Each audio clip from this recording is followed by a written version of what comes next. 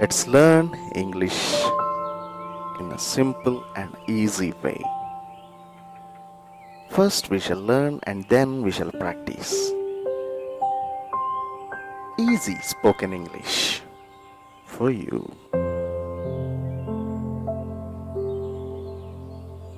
You can see how small kids will learn every language. For example, if these four kids were grown up in different states, they will learn the local languages. For every language, you need to learn alphabets, and next we learn words, and then using those words we frame sentences. So these are the primary things we need to learn: alphabets, words, and sentences. A, B, C, D, E, F, G, H, I, J, K, L, M, N, O, P, Q, R, S, T, U, V, W, X, Y, and Z.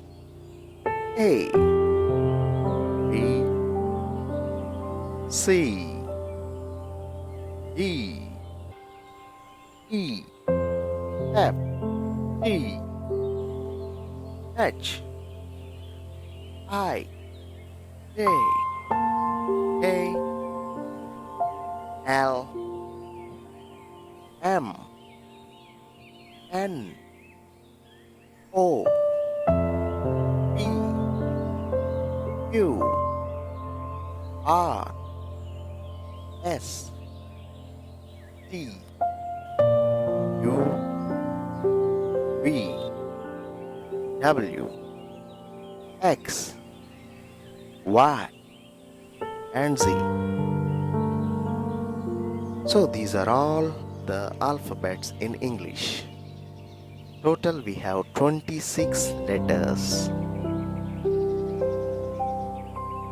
From A to Z we have 26 letters.